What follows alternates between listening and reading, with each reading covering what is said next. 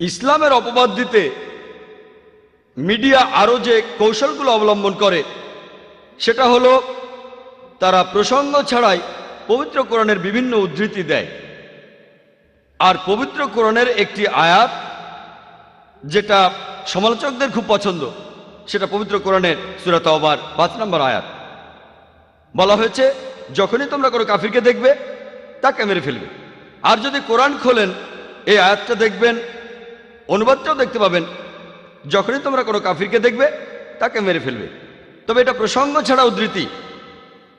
তারা কোরআনের আয়াতের উদ্ধৃতি দেয় কোনো প্রসঙ্গ ছাড়া, হাদিসের উদ্ধৃতিও দেয় প্রসঙ্গ ছাড়া।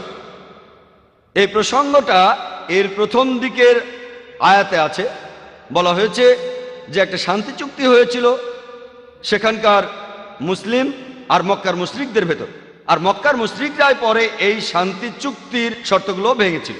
আর তখন আল্লাহ সুবহানাহু ওয়া তাআলা পবিত্র কোরআনের সূরা তাওবার ৫ নম্বর আয়াত নাজিল করলেন। তিনি এখানে মক্কার মুশরিকদের উদ্দেশ্যে চূড়ান্ত প্রস্তাবটা দিয়েছেন, তোমরা আগামী ৪ মাসের মধ্যে সব ভুল শুধরে ফেলো, তা না হলে তোমাদের যুদ্ধ করতে হবে। আর সেই যুদ্ধক্ষেত্রে আল্লাহ বলেছেন মুসলিমদের উদ্দেশ্যে, তোমরা ভয় পেও না, যুদ্ধ করো, যেখানে তোমাদের শত্রুদের দেখবে মেরে ফেলো। যে কোনো আর্মি জেনারেল সৈন্যদের মনোবল বাড়ানোর জন্য স্বাভাবিকভাবে এই কথা বলবেন, যেখানে শত্রুদের দেখো মেরে ফেলো। এই কথা বলবেন না যেখানে শত্রুদের দেখো সেখানে তোমরা মরে যাও। তাই এখানে যুদ্ধক্ষেত্রের কথা বলা হচ্ছে। আল্লাহ সুবহানাহু ওয়া তাআলা বলেছেন যে যখনই যুদ্ধক্ষেত্রে শত্রুরা তোমাকে আক্রমণ করতে আসবে তোমরা ভয় পেও না, যুদ্ধ করো, আর তাদের দেখলেই মেরে ফেলো।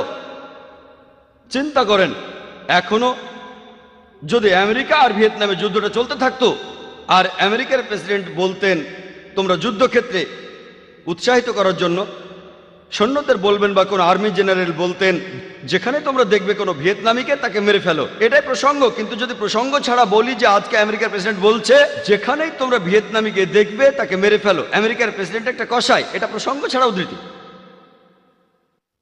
আর সব সমালোচককেই দেখেছি হয় এখানেই শেষ করে, নয়তো একটা আয়াত বাদ দিয়ে যায়। আর অরুণ সুরি ইসলামের একজন বিখ্যাত সমালোচক, ইন্ডিয়ায় অর্থাৎ আমার দেশে, তিনি তার বইতে লিখেছেন দ্য ওয়ার্ল্ড অফ ফতোয়া। তিনি সূরা তাওবার ৫ নম্বর আয়াতটা বলার পর লাভ দিয়ে গেছেন ৭ নম্বর আয়াতে। কারণটা জানেন? কারণ ৬ নম্বর আয়াতেই তার এই অভিযোগের উত্তর আছে। সূরা তাওবার ৬ নম্বর আয়াতে বলছে,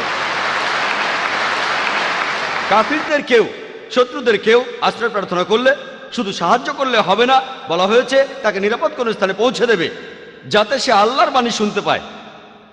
একজন সবচেয়ে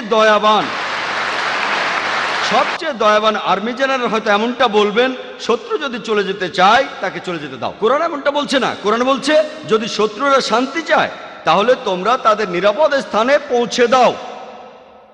আর কোরআনের প্রায় সবগুলো আয়াতেই যেখানে বলা হয়েছে যুদ্ধের কথা আর যুদ্ধক্ষেত্রের কথা বা অত্যাচারের বিরুদ্ধে, অবিচারের বিরুদ্ধে, তারপরের আয়াতে বলা হয়েছে যে শান্তি সবচেয়ে ভালো সব জায়গায়, কারণ ইসলাম হলো শান্তির ধর্ম।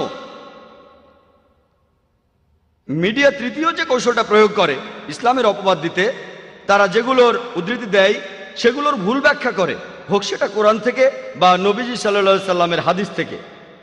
চতুর্থ কৌশলটা হলো ইসলাম সম্পর্কে এমন অপবাদ যেটা ইসলামে নেই সেটাকে ইসলামের সাথে জড়ায়।